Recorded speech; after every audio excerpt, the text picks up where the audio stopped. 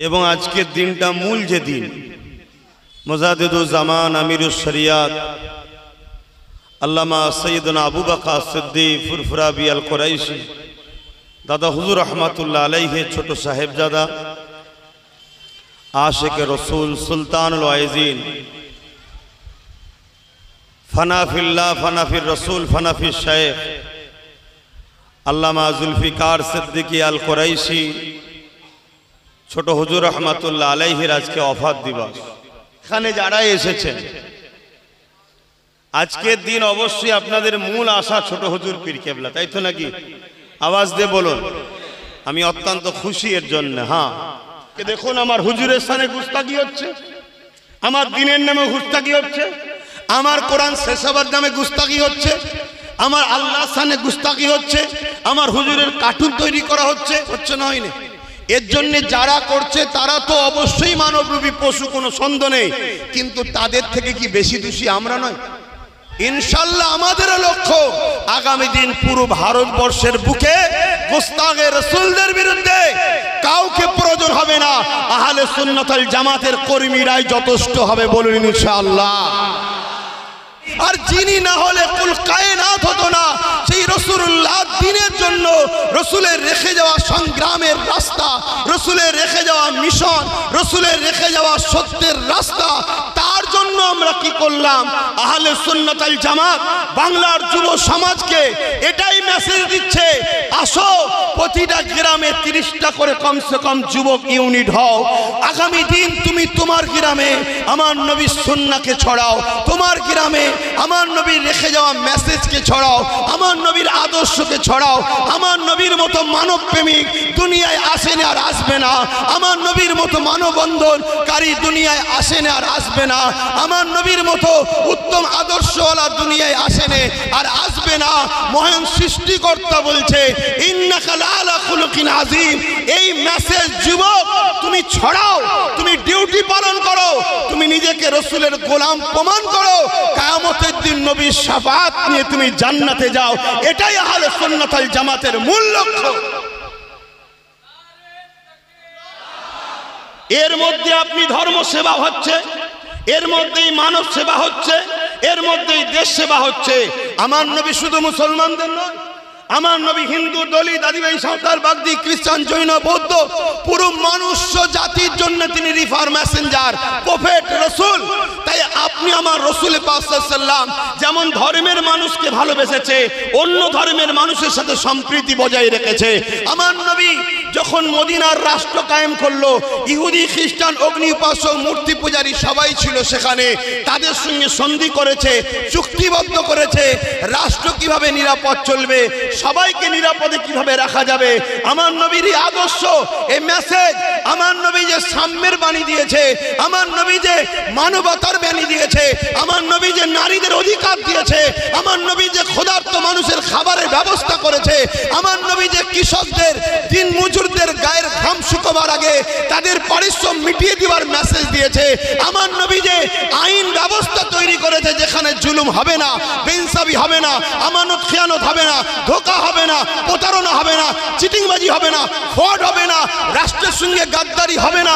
এই যে নিজাম কানুন আমার নবী দিয়েছে, এটা তো প্রত্যেকটা যুবকের উচিত তোমার গ্রামে কমসে কম তোমাকে মাইক ধরে এটা প্রচার করা দরকার, তবেই তো তুমি উম্মতে মুহাম্মাদি।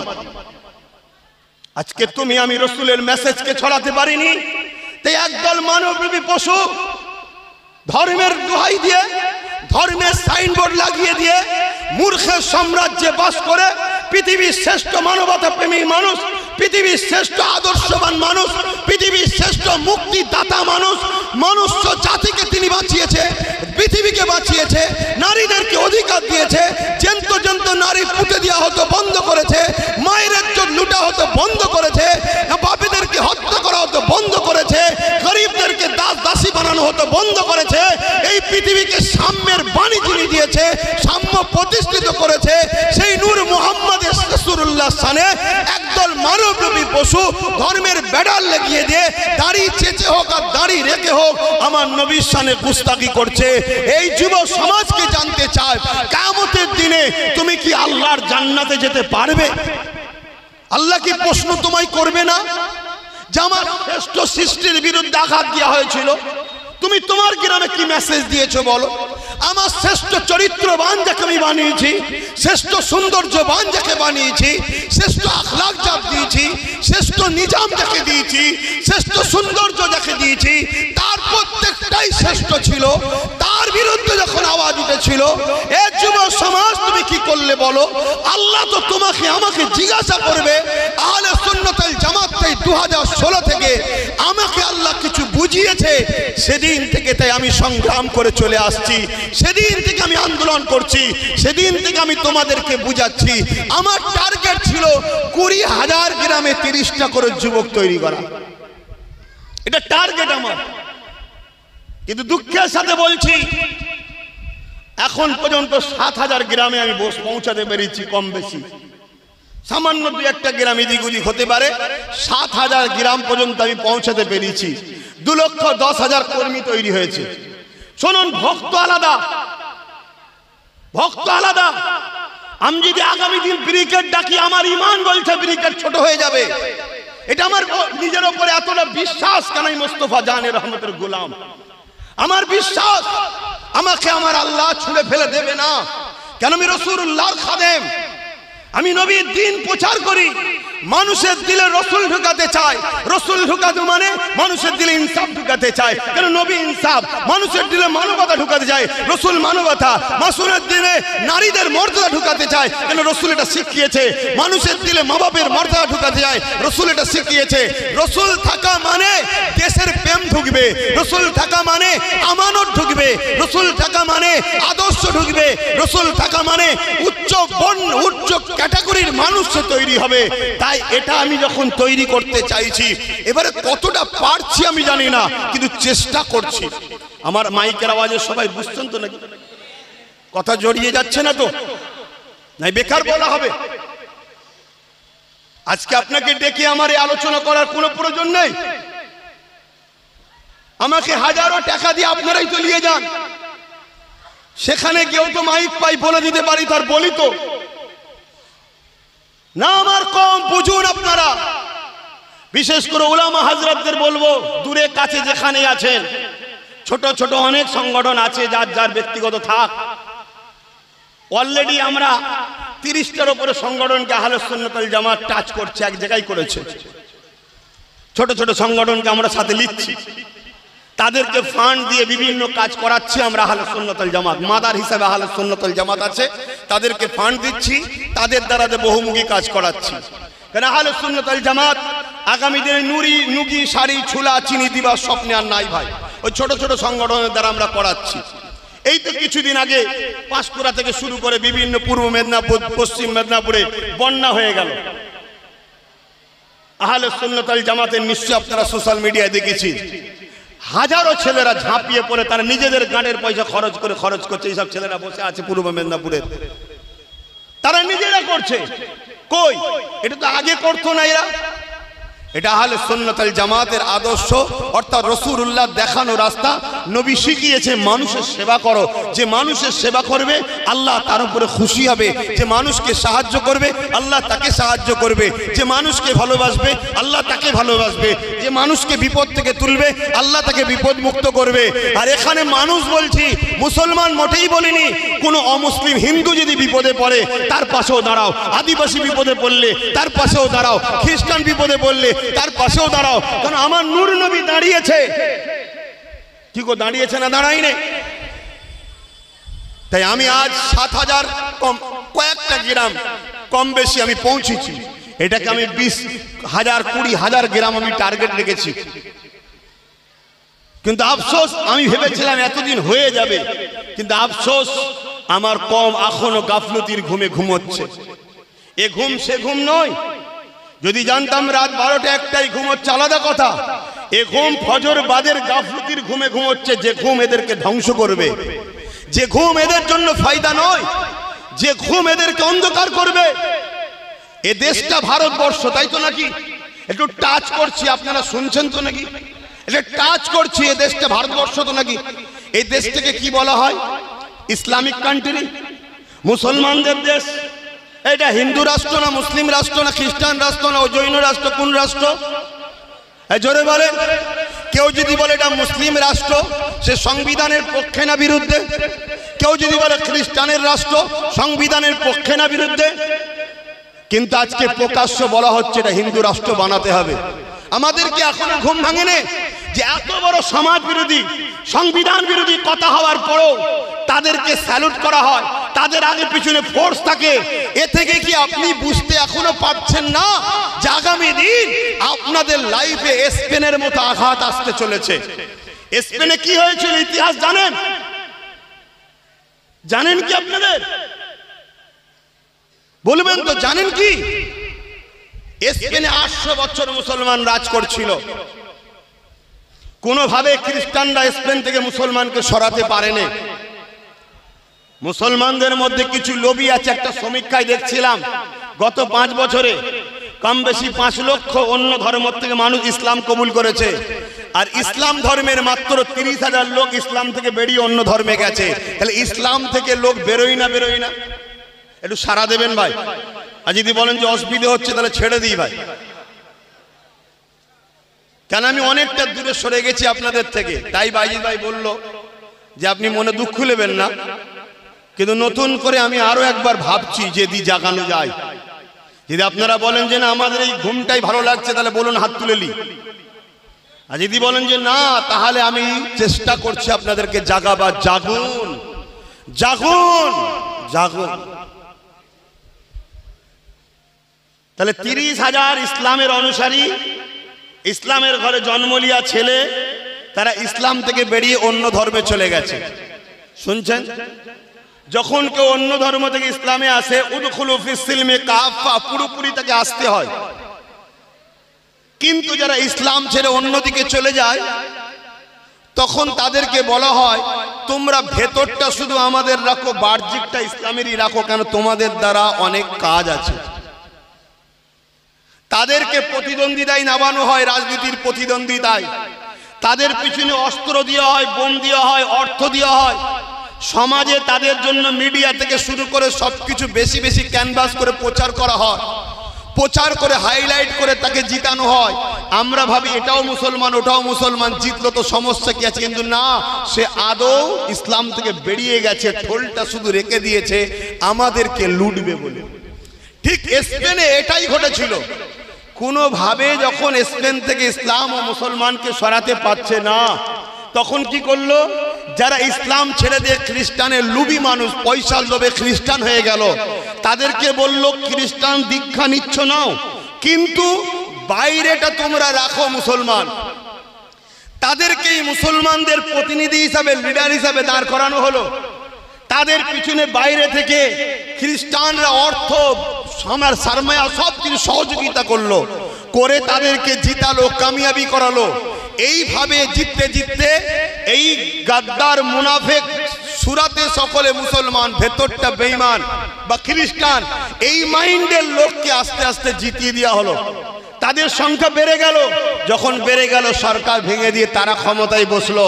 ক্ষমতায় বসার পর 1 এপ্রিল, যেটাকে এপ্রিল ফুল বলা হয়, ওই দিন কি হয়েছিল? হাজারো লাখো মুসলমানকে মসজিদে ঢুকিয়ে তালা মেরে আগুন ধরিয়ে পুড়িয়ে দেওয়া হয়েছিল। যান বাঁচাবার জন্য বন্দরে জাহাজ দাঁড় করিয়ে রেখেছিল, কিন্তু জাহাজের তলা ফুটো করে রেখেছিল। তারা সরল প্রিয়ান মা বোন বাচ্চারা, তোমার আমার মা বোন বাচ্চারা, মুসলমানরা, তারা যান বাঁচাবার জন্য এই জাহাজে উঠেছিল।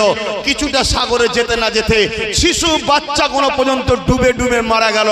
শুনে রেখে দাও, আজকে ভারতবর্ষের বুকে একজন নাম করা ব্যক্তি, মোহন ভাগবত নাম, RSS এর প্রধান, সে বক্তব্য দিচ্ছে ভারত হলো একটা হিন্দু রাষ্ট্র। তাহলে কোন পরিস্থিতিতে আমার দেশ চলে গেছে? এখনো কি তোমাদের হুঁশ ফিরছে না? তোমাদের হয়ে চিল্লাবো আমরা, আর কাল আমাদেরকে ভরে জেলে ভরে রেখে দেবে। তোমাদের হয়ে আগামী দিন কেউ কথা বলার আর থাকবে না। তাই সময় থাকতে থাকতে জাগো। তোমাদের হয়ে ছোট হোক বড় হোক, যারাই কথা বলে তাদের উপরে এলে তোমরা ঝাঁপিয়ে পড়ো, তোমরা ঝাঁপিয়ে পড়ো, তবে আগামী দিন বাঁচবে। তোমাদের হয়ে লোক পথ দেখাবে। না হয় ওই যে বলে না, ভাই বলছিল অনেক সংগঠন বা অনেক মুসলিম নেতারা একটু লোক যেই হয় বিভিন্ন দলের কাছে বিক্রি হয়ে যায়। এই বিক্রি যারা হয় তারা তো খারাপ কাজ করছে, কিন্তু আমি বলবো বিক্রি হওয়ার পিছনে তোমাদের দোষ আছে, তোমাদের দোষ আছে। কেন তোমরা সেই সকল নেতাদেরকে গুরুত্ব দাও না, তাদেরকে গুরুত্ব দাও না। তারা তোমাদের হয়ে চিল্লে মরে, তারা রাত্রিরে বিপদ আপদে মরে, তোমরা তাদের পাশে না দাঁড়িয়ে ওই সেকুলারের নামে ভণ্ড গাদ্দার বেঈমানগুলোর পিছনে তোমরা ছুটে বেড়াও। তাই তারা চিন্তা করে কি করব, বেকার আমার তো জীবন চলে যাবে, চল যা দিচ্ছে নিয়ে এলে। কিন্তু তাদেরকেও আমি বলবো, তুমি যদি আল্লাহ ও রসুলের জন্য করো তাহলে তোমারও গাদ্দারি করা উচিত হয়নি। কিন্তু আপনারাও ভাবুন, আপনাদের ভাবার সময় আসছে। তাহলে আজকে কি বলছে? এটা হিন্দু রাষ্ট্র বলছে না, বলেন কথা বলেন, বলছে না বলেন এটা কি হিন্দু রাষ্ট্র?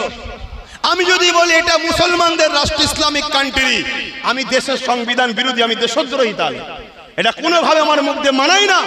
আমি যদি দেশকে ভালোবাসি আর মোহাম্মদ রসুলকে যদি ভালোবাসি, আমার নবী বলেছে হুব্বুল আতান, দেশকে ভালোবাসার কথা বলেছে, তাহলে দেশকে যখন ভালোবাসি তাহলে দেশের সংবিধান বলছে এটা ধর্ম নিরপেক্ষ, অর্থাৎ এখানে ধর্ম নিয়ে রাষ্ট্র মাথা মারবে না। যার যার ধর্ম তার কাছে রাষ্ট্র, শিক্ষা, স্বাস্থ্য, কর্ম, বাসস্থান, এই চারটে জিনিস নিয়ে রাষ্ট্র মাথা মারবে। মানুষের শিক্ষা দেবে, মানুষের কর্মের ব্যবস্থা করবে, মানুষের বাসস্থান দেবে, মানুষের সুচিকিৎসা দেবে। কিন্তু আজ দেখা যাচ্ছে রাষ্ট্র ধর্ম নিয়ে বড় মাথামাতি করছে, কখনো আমার রসুলের শানলে আঘাত করছে। এগুলো মূলত লক্ষ্য কি? এদের লক্ষ্য হলো একটা ফিতনা করব, ফাসাদ করব, সেই ফিতনা ফাসাদে আমাদেরকে গণহত্যা করবে। কেন? সব ওদের, আমাদের তো কিছু নেই। এই আছে কথা বলছে না তো, আছে সব তোদের, সব দপ্তর তোদের, সব জায়গায় তো ওরা। এই যে কথাগুলো বলছি, আমারও পরিবার আছে, আমারও সংসার জীবন আছে, তোমাদের বাঁচাবার জন্য বলছি, তোমাদের বাঁচাবার স্বার্থে বলছি। তাহলে আমার টার্গেট ছিল 20,000 গ্রাম, সেই জায়গায় 7,000-এ আমি এখন স্থগিত আছি। শোনেন, ভালোবাসার লোক আলাদা, ভালোবাসার লোক আলাদা। আজ আমার এক ভাই বোম্বাই একটা র্যালি করলো গোস্তাকে রসুলের বিরুদ্ধে, ইমতিয়াজ দলিল, 1.5 কোটির উপরে লোক হয়েছে।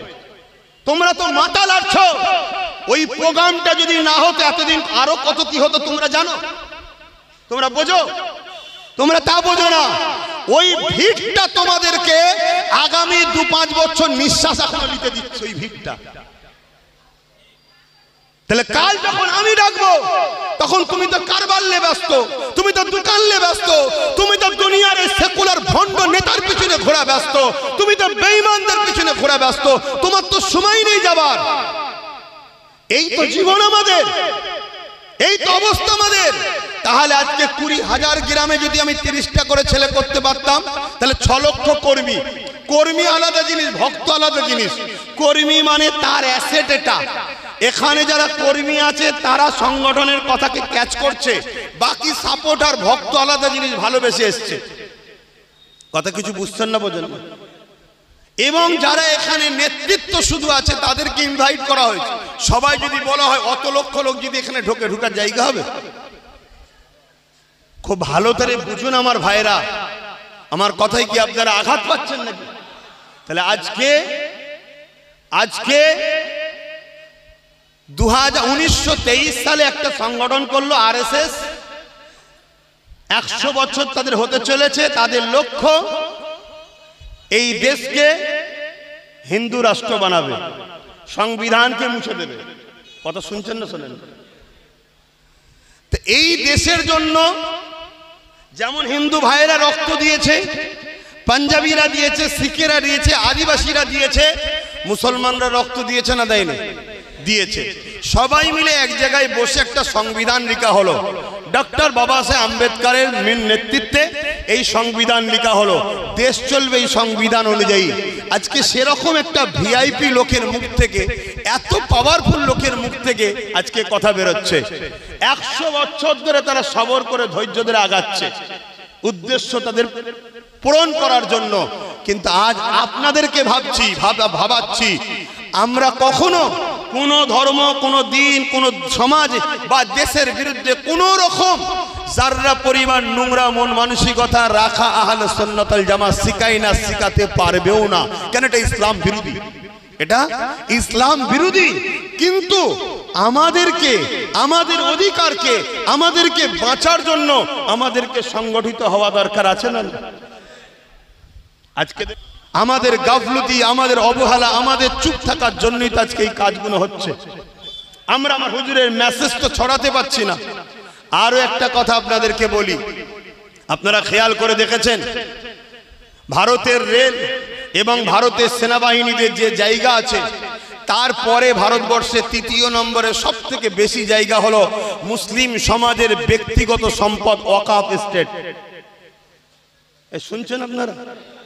এই ওয়াকফ এস্টেট যেখানে 700 বছর, 800 বছর, 1000 বছরের, 1200 বছরের মসজিদ দাঁড়িয়ে আছে, যেখানে বিভিন্ন কবরস্থান রয়েছে, তোমার আপনার বাপ মা আত্মীয় স্বজনের কবরস্থান রয়েছে, যেখানে মাদ্রাসা রয়েছে, সেই ওয়াকফকে আজকে বড় প্ল্যান মাফিক বিল পাস করে কেন্দ্র সরকার দখল করারও প্ল্যান চালাচ্ছে। এটা কি খেয়াল করে দেখেছো?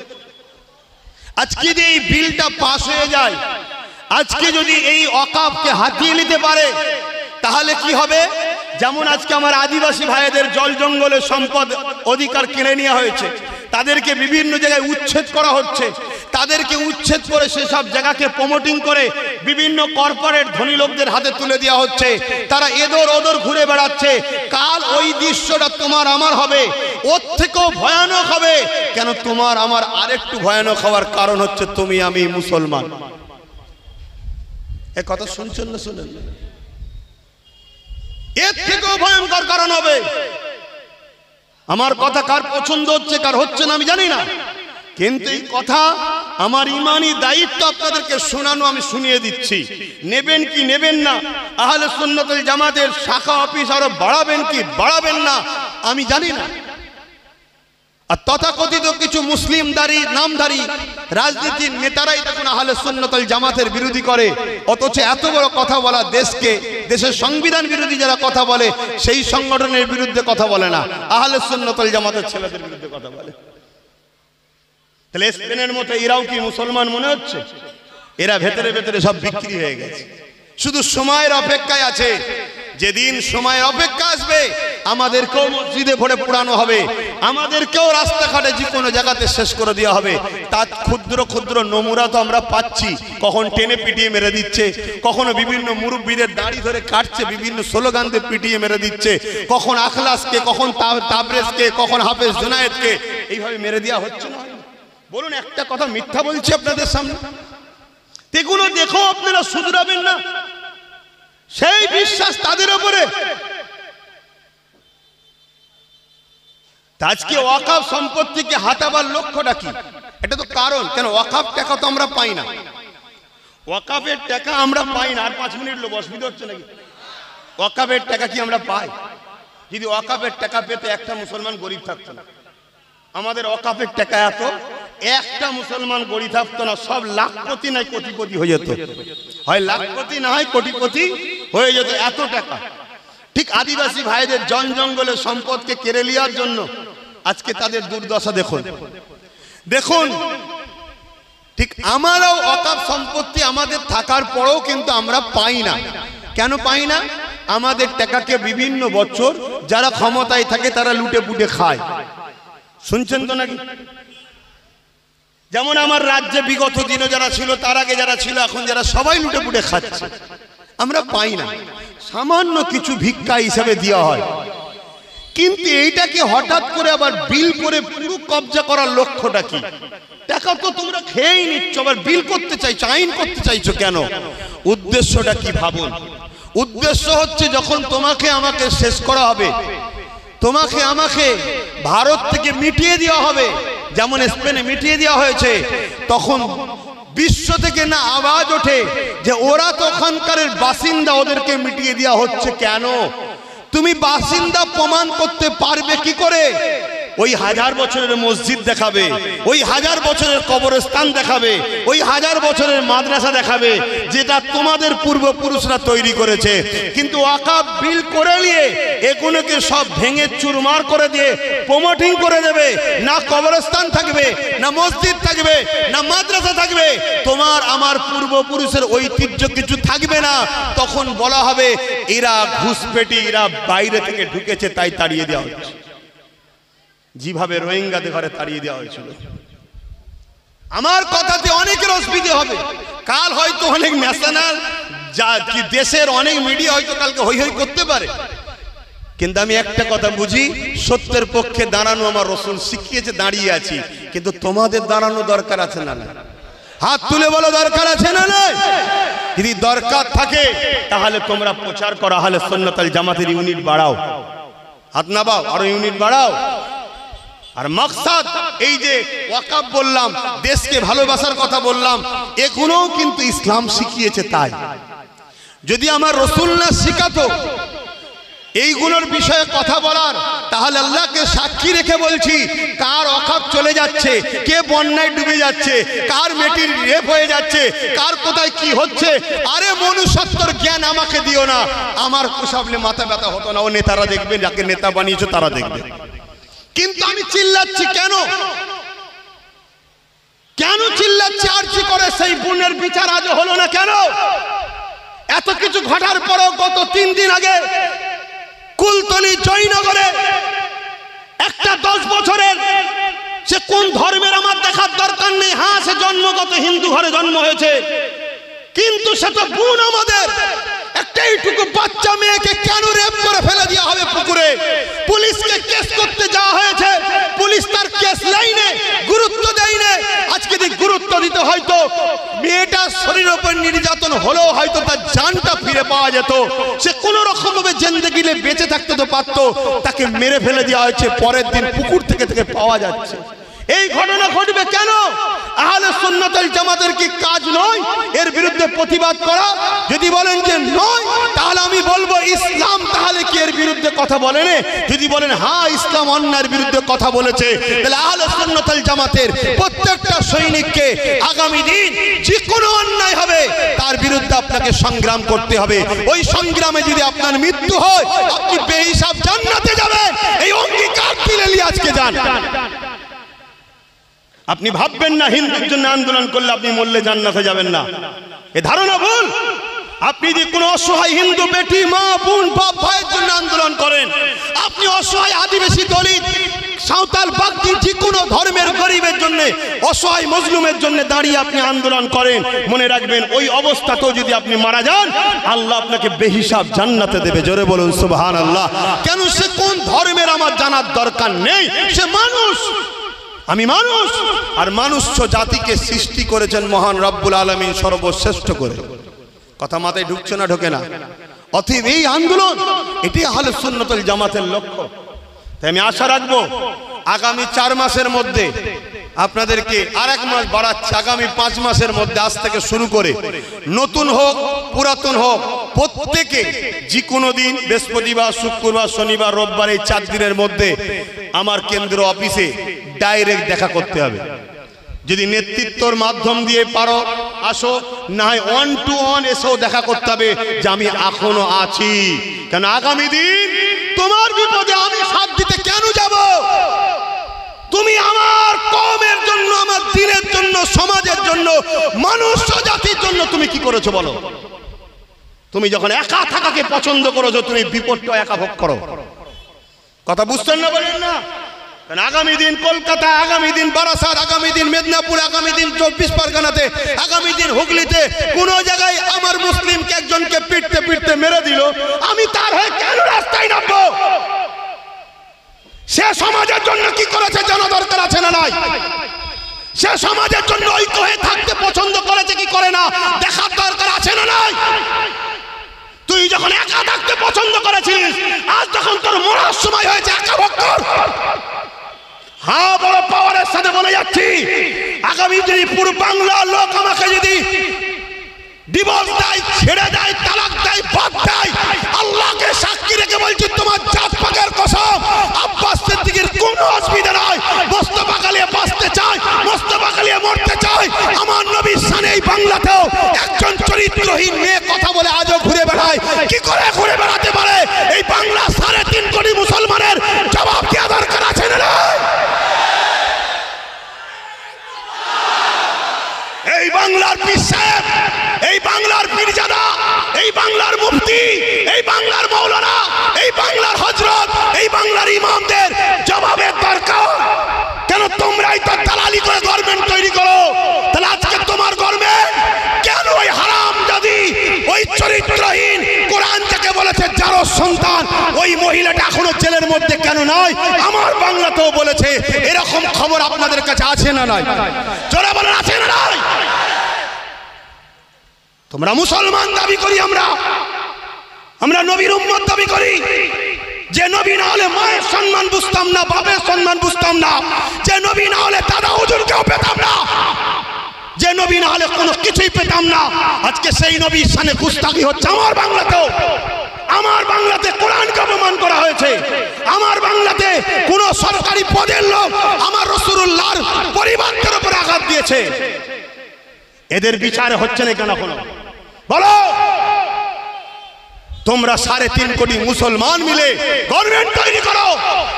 সেই গভর্নমেন্ট আজকে তোমার নবীর পক্ষে দাঁড়ায়নি কেন? যদি বলেন ওটা তো ধর্মের ম্যাটার, ঠিক আছে, বাদ দিলাম। সংবিধান বলছে কোন ধর্মের উপরে আঘাত দেওয়া যায় না, তাহলে সংবিধানের পক্ষে দাঁড়ায়নি কেন? আল্লাহর গজব আসার আগে পরিবর্তন হও, শুধরে যাও, শুধরে যাও। সারা জীবন যে রাসূল আমাদের জন্য কেঁদেছে, আজও কাঁদছে, রওজায় কাঁদছে, কাল কিয়ামতের দিনে কাঁদবে। আর এখানে আরেকটা কথা বলে যায়, একদল দাঁড়িওয়ালা টুপিওয়ালা রয়েছে আমার রাসূলুল্লাহর বিরুদ্ধে। এ আছে না নাই? যখন অন্য কোন ধর্মের সেজে আমার নবীর বিরুদ্ধে বলে তখন আন্দোলন হয়। আর আমার মুসলিম সেজে যখন রাসূলুল্লাহকে মরা বলে, আমাদের মতো মানুষ বলে, নবী মাটির তৈরি বলে, নবী ভুলে যাই বলে, নবী নিরক্ষর, নবী লেখাপড়া জানে না, এই জানোয়ারগুলোকে মারবে কে? এদের বিচার করবে কে? এদের বিরুদ্ধে কেস করার দরকার আছে না নাই? এদের বিরুদ্ধে লড়াই করার দরকার আছে না নাই? ওঠো আগামী দিন যুব সমাজ, ওঠো। প্রত্যেককে হুকুম দিচ্ছি, আগামী দিন আহলে সুন্নাত ওয়াল জামাত এবং আমার ভালোবাসার মানুষ প্রত্যেককে হকি ব্যাট বল খেলা শিখতেই হবে। হকি ব্যাট বল খেলা শিখতেই হবে। কারো ঘরে যদি হকি ব্যাট বল না থাকে, যদি জানতে পারি, তাকে সংগঠন থেকে বাদ দেবো। এই শুনছেন না শোনেননি? হকি ব্যাট বল খেলা শেখো। শুনছেন? একদম খুলে আম বলছি, শরীর চর্চা করো, তবে শরীর ফ্যাক্টরি ভালো থাকবে। ফজরের পরে আর ঘুম হবে না, শরীর তবে চাঙ্গা থাকবে। আমরা তো ঝিমিয়ে গেছি, খেলাধুলা ছেড়ে দিয়েছি, শরীর ঝিমিয়ে গেছে। আরে ওঠো, কিসের তুমি ইমানদার দাবি করছো? কিসের তুমি কি বলে নিজেকে সভ্য দাবি করছো? আমার রাসূলুল্লাহর বিরুদ্ধে যেখানে কথা হয়, সেখানে আর কোনো কথা চলে না। কথা মাথায় ঢুকছে? সর্বকালে সর্বশ্রেষ্ঠ, সর্বদিক দিয়ে যিনি উত্তম, তিনি হলেন মুহাম্মদুর রাসূল। জোরে বলুন সুবহানাল্লাহ। অতএব সংবিধান বলছে কারো ধর্মের উপরে আঘাত দেওয়া রাইট নাই আমার দেশের, কিন্তু সেই জায়গায় তারা দিয়ে বেড়াচ্ছে। এই কোনোদিন শুনেছেন আব্বাস সিদ্দিকীকে হিন্দু ধর্ম গ্রন্থ, হিন্দু পণ্ডিতদের বিরুদ্ধে কথা বলতে? এই আদিবাসী ধর্ম গ্রন্থ বা তাদের পণ্ডিতদের বিরুদ্ধে কথা বলতে? শিখ পাঞ্জাবি কোনো ধর্মের ধর্মগুরুদের বিরুদ্ধে কথা বলতে? কি বলে খ্রিস্টান, এদের ধর্মগ্রন্থ ধর্মগুরুদের বিরুদ্ধে কোনো কথা বলতে দেখেছে? কেন? ইসলাম আমায় শিখায়নি, আমার দেশও আমাকে রাইট দেয়নি। কথা মাথায় ঢুকছে না? ঢোকে না? সব সময় আমার রাসূলের উপরে, আমার কোরআনের উপর, আমার ইসলামের উপরে আঘাত দেবে, এর জন্য দোষী কারা? জোরে বলেন কারা? জোরে বলেন কারা? আমার কম দোষী, আমার কম দোষী। আর এই কমের মধ্যে একদল মুফতি, মৌলানা, আলেম, ইমাম, পীর সাহেব, পীরজাদা সব থেকে বড় বড় দোষীরা। কথা মাথায় ঢুকছে না? ঢোকে না? শুধু বলছে সব ঠিক আছে, সব ঠিক আছে, সব ঠিক আছে, সব ঠিক আছে। আমার হুজুরের যেখানে কথা আসবে সেখানে পরিবার নয়, সন্তান নয়, বাচ্চা নয়, কারবার নয়, ব্যবসা নয়, কিচ্ছু নয়। কথা মাথায় থাকবে তো। যাক, আমি অনেক কিছু কথা বললাম, সংগঠনের মূল লক্ষ্যর কথাও বললাম। সংগঠনের মূল লক্ষ্য আমার হুজুর যা রেখে গেছে, ধর্মপ্রেম, মানব প্রেম, দেশপ্রেম আমার হুজুর এগুলো শিখিয়েছে, তাই আমরা এগুলো করি। এই তোমায় বুঝতে না, তোমায় তো বলছি সামনে তো যেওনি, বুঝতে পারো নি, যাও চলে যাও, চলে গেছো। কত হাঁকড়া লোক, যাও সাইড দাও, মাথায় শুধু বড় হয়ে গেছে, একে কতবার বারণ করছে বুঝতে পারেন। তো ভাইয়ের আমার, এগুলো বুঝবেন। আমার কথায় আপনারা কেউ কষ্ট পাচ্ছেন? কষ্ট পাচ্ছেন? কাউকে জোর করে ধরে রেখেছি? কখনো ধরেছি? আগামীতেও ধরবো না। ধরবো একটা কারণে, আমি হুজুরকে ভালোবাসি, তোমরা যদি ভালোবাসো আসো একমুঠো হই, বাস এই সম্পর্ক ধরবো। তাতে যার ভালো লাগবে আসবে, যার ভালো লাগে আসবে না। তাই আগামী 5 মাস সময় দিলাম, প্রত্যেকটা নতুন হোক পুরাতন হোক, ডাইরেক্ট বৃহস্পতিবার, শুক্রবার, শনিবার, রোববার সকাল 10টা থেকে বিকেল 4টে পর্যন্ত অফিসে অফিস ইনচার্জ আলা থাকবে, এসে ডাইরেক্ট দেখা করবে। কথা বুঝে আসছে? কথা আছে, কি আছে? কথা আছে। সব কথা সব জায়গায় বলা যায় না। আসো একটুখানি বিদায় নেব, তার আগে আমরা হুজুরকে একটু সালাম দেবো। ইয়া নবী,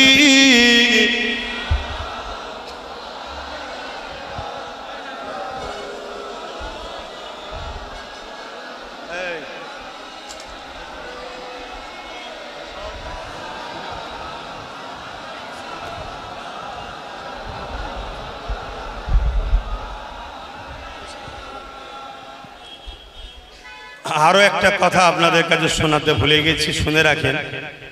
নিশ্চয় আপনারা জানেন ওবিসি কোটা বাতিল করা হয়েছে, জানেন তো নাকি? হ্যাঁ জানেন, খোঁজ খবর রাখেন?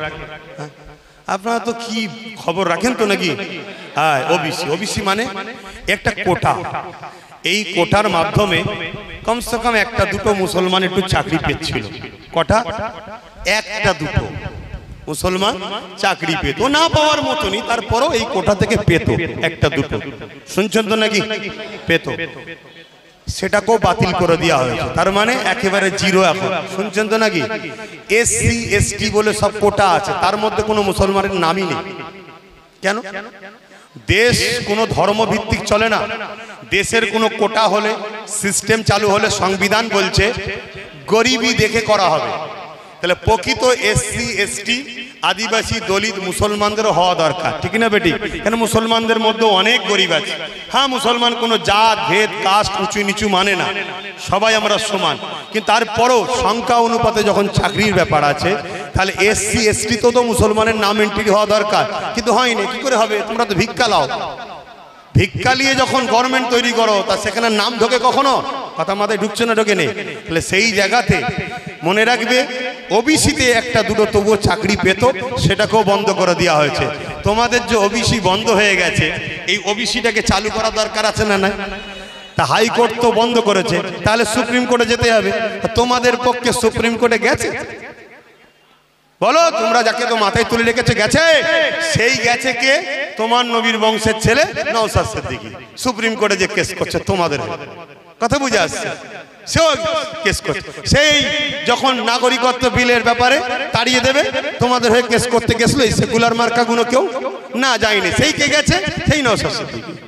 এখনো শুধরাও, এখনো শুধরাও, এখনো শুধরাও। সারাদিন ইনকাম করে বাইরের পরের ছেলেকে কি বলে খাইয়ে দিয়েছে, ঘরের ছেলেকে শুকিয়ে রেখে, আর লাস্টে বুড়ো বয়সে ঘরের ছেলের কাছে খাবার খাবে। ও বাপকে তো লাতিকে বৃদ্ধাশ্রমে যেতেই হবে। এ কথা বুঝছেন না? বোঝেন না? হ্যাঁ, বাপের সম্মান জানি, কিন্তু বাপের এটা পাওনাও বটে। এ কথা বুঝছেন না? বোঝেন না? কেন? কর্ম ভুল করেছে, সারা জীবন খেটেছে, মেহনত করেছে, পরের ছেলের পাতে ঝোল দিয়েছে, তরকারি দিয়ে খাইয়েছে, পরের ছেলেকে খাইয়ে মুটা করেছে, আর নিজের ছেলেকে শুকিয়ে রেখেছে। তো বুড়ো বয়সে ও ছেলে তো বাপকে বৃদ্ধাশ্রমে পাঠাবে, বৃদ্ধাশ্রমে চলে যাবে। করবে না? করবে না? আজকে আমাদের সেই অবস্থা হচ্ছে। সারা জীবন মেহনত করে লড়ি, কখন এর জন্য, কখন ওর জন্য, কখন তার জন্য। আজকে যখন আমার ধর্মের উপর আঘাত হয়, একটা কারো মুখে বাইটও নেই। যে গণতান্ত্রিক দেশে এমন কথা বলা উচিত নয়, এটা বাইট দেওয়া দরকার আছে না? হ্যাঁ, আমার নবীর জুতোর উপযুক্ত এই ভারতবর্ষে কেউ আছে? হ্যাঁ, এই কথা বলা আছে? নবীর জুতোর ধুলোর উপযুক্ত কেউ আছে? কি এমন ভিআইপি লাটসাপ হয়ে গেছে কচুপুড়া, এটা তো বাইট দেওয়া দরকার যে গণতান্ত্রিক দেশে এই রকম বিভাজন যারা করছে অবশ্যই তাদেরকে আইনের আওতায় নিয়ে তাদেরকে উপযুক্ত শাস্তি দেওয়া দরকার। নয় আমার দেশের ভাইচারা নষ্ট হবে, আমার দেশের একতা নষ্ট হবে। আর দেশের মধ্যে যদি গৃহযুদ্ধ লাগে তাহলে ফায়দা তো পাকিস্তানের, আমেরিকা, চীনের সব ফায়দা হবে। ওরা তো চাইছে গৃহ যুদ্ধ লাগাবার। আজকে ধন্যবাদ জানাই আমার কওমকে, তারা অনেক ঠান্ডা মাথায় ধৈর্য ধরে এখনো চলছে। কিন্তু মনে রাখবেন, এই ধৈর্য যখন ধরে আছি, আইনের হাতকে শক্ত যে করতে হবে, অর্থাৎ আমাদের ঘরে আইনের জায়গায় বসতে হবে। কথা মাথায় ঢুকছে না? ঢোকে না? তাই আহলে সুন্নাত ওয়াল জামাত সম্পূর্ণ সহযোগিতা তাদেরকে করবে যাদের দিলে আমার হুজুরের মোহব্বত ভালোবাসা আছে। কথা মাথায় ঢুকছে না? ঢোকে না? কারণ এই সংগঠন হুজুর ছাড়া অন্য কারো বিষয়ে বুঝবেও না, অন্য কাউকে ফলো করবে না, অন্য কারো দিকে খেয়ালও করবে না। আপনারা সব একমত তো নাকি? আসুন এখন সালাম হবে, সালামের পরে আমাদের প্রোগ্রাম শেষ। আহলে সুন্নাত ওয়াল জামাত যে সংগঠনের প্রোগ্রাম, সালামের পরেই প্রোগ্রাম শেষ। কিন্তু আপনারা এসেছেন আলা হযরত ছোট হুজুর পীর রহমাতুল্লাহ আলাইহির ওফাত দিবসে। এই ওফাত দিবসের স্মৃতিতে আমি আমার এই স্মৃতি সভা প্রতি বছর হয়ে আসছে। 2016 সালে আমার ছোট দাদুজানের ওফাত দিনটাকে স্মৃতি রেখে হুজুর কেবলাদের রেখে যাওয়া কর্মসূচিকে আগিয়ে নিয়ে যাওয়ার লক্ষ্যে ফুরফুরা শরীফ আহলে সুন্নাত ওয়াল জামাত নামক এই সংগঠনের সূচনা শুরু হয় এই দিনে। আল্লাহর ওলিরা মরে না, তারা জীবিত। কোরআন বলছে তারা কেমন জীবিত তোমরা তা জানো না, তবে আল্লাহর পক্ষ থেকে তাদেরকে রেজেক দেওয়া হয়। বলুন সুবহানাল্লাহ।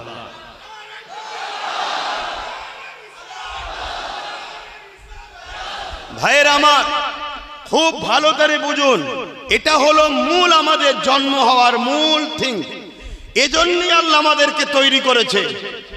উদ্দেশ্য থেকে আমরা ভটকে গেছি। আমরা পরিবারের জন্য বহুত ব্যস্ত হই, সংসারের জন্য বহুত ব্যস্ত হই, সুন্দর জামা কাপড় তৈরি করার জন্য ব্যস্ত হই, গাড়ি বাড়ির জন্য ব্যস্ত হই, সব জায়গাতে ব্রেন খাটাই, সব জায়গাতে কষ্ট করি, সব জায়গাতে অর্থ ব্যয় করি, সব জায়গাতে নিজের কামিয়াবি, নিজের সন্তান, নিজের পরিবার, নিজের ব্যবসা, নিজের স্ট্যাটাসকে বজায় রাখার জন্য সর্ব জায়গাতে আমরা সংগ্রাম করি। আমরা দুনিয়ার বেঈমান অত্যাচারী শাসকদের হয়েও লড়াই করি। আমরা দুনিয়ায় কোনো মৌলানা মুফতিকে ভালোবাসার জন্য তাদের পিছনেও অর্থ ব্যয় করি। পাশাপাশি হুজুরেরই স্মৃতিতে আমাদের এই সংগঠন স্মৃতির দিনকে খেয়াল করি। আমি আলোচনা তো করব, কিন্তু আমি জানতে চাইছি আপনারা কি দিল থেকে আমায় বিশ্বাস করেন? ভরসা ভক্তি আছে আমার উপরে? হাত তুলে সাক্ষী দেবেন আল্লাহর কাছে। ভরসা ভক্তি আছে, বিশ্বাস আছে? আলহামদুলিল্লাহ। তাহলে আলোচনার দিকে যাওয়া যাক।